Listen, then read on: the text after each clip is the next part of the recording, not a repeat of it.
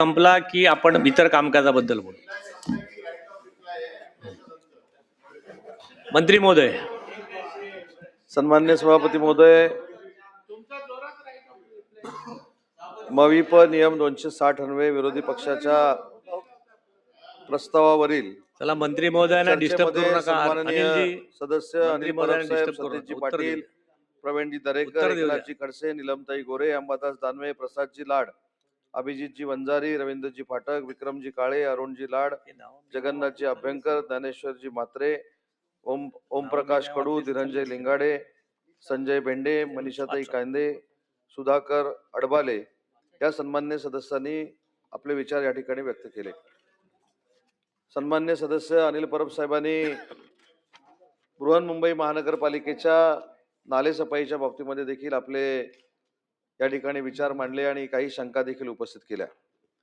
आणि एक महत्वाची गोष्ट त्यांनी अशी सांगितली की नालेसफाई देखील 100% पेक्षा जास्त का झालेली आहे याचा खुलासा देखील महानगरपालिकेने किंवा स्थायी समितीने करावा अशा पद्धतीची मागणी त्यांच्या भाषणात त्यांनी केलेली होती. 10 जून 2026 पर्यंत पावसाळ्यापूर्वी जो गाळ काढण्यात आला तो मोठ्या नाल्यातून 112.60% गाळ काढण्यात आला, छोट्या नाल्यातून 115.48% गाळ काढण्यात आला आणि मिठी नदीतून 83.84% गाळ काढण्यात आला. बरं, ही आकडेवारी याच वर्षी दिलेली आहे का? तर अशा पद्धतीनं 100% क्रॉस होऊन गाळ काढण्याची पद्धत ही पूर्वीपासूनच चालत आलेली आहे आणि तो 112%, 115%, 130% का दिसतो?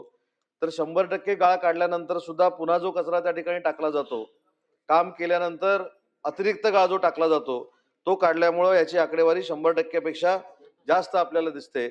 आणि आता ही नालेसफाई करण्यासाठी एआयचं प्रगत तंत्रज्ञान देखील अतिशय चांगल्या पद्धतीनं आधुनिक पद्धतीनं महानगरपालिकेमध्ये विकसित करण्याचा निर्णय महानगरपालिकेने घेतलाय आणि त्या एआय तंत्रज्ञानाचा उपयोग देखील आपल्याला नालेसफाईसाठी होतोय.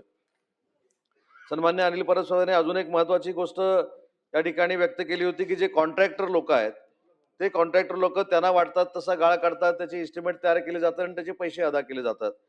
तर याच्यावर बोलताना मला एवढंच सांगायचं आहे की ज्या एआयच्या माध्यमातून या कॉन्ट्रॅक्टर लोकांच्या त्रुटी आढळल्या त्या त्रुटीची भरपाई म्हणून 9 कोटी 25 लाख रुपये दंड हा त्या कॉन्ट्रॅक्टर लोकांकडनं वसूल करण्यात आलेला आहे.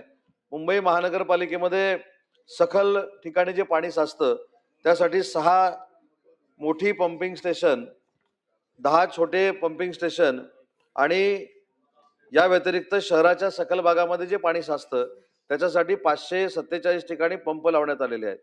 आणि म्हणून मला या ठिकाणी नमूद करायचं की नाले सफाई करत असताना महानगरपालिकेनं त्यांच्या परीनं अतिशय चांगल्या पद्धतीचं काम करण्याचा प्रयत्न केलाय, परंतु नैसर्गिक आपत्ती म्हणून जास्त पाऊस पडला तर याच्यामध्ये कधीतरी अनियमितता निर्माण होते. परंतु यासाठी योग्य ती जी यंत्रणा आहे ती देखील महानगरपालिकेनं उभी केलेली आहे. नालेसफाईच्या संदर्भामध्ये कॉन्ट्रॅक्टरची जी लिस्ट आहे ती आता माझ्याकडे जर नसली तरी मी पटलावर ठेवतो, परंतु एका कॉन्ट्रॅक्टरमुळं बाकीचे कॉन्ट्रॅक्टर कोण टेंडरच भरत नाहीत अशी भूमिका अनिल परब साहेब आपण मांडलीत आणि भूपिंदर सिंह या नावाच्या कंत्राटदाराचा आपण या ठिकाणी उल्लेख केला होता.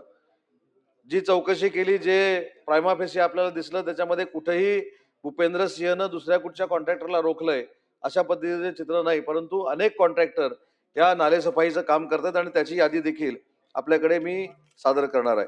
अजून एक मुद्दा परब साहेब आपण मांडलात की मुंबईच्या महानगरपालिकेच्या महापौर ज्यावेळी नालेसफाई बघायला गेल्या होत्या त्यावेळी तिथे एक मुकादम त्या गटारामध्ये पडला आणि त्याला दुखापत झाली.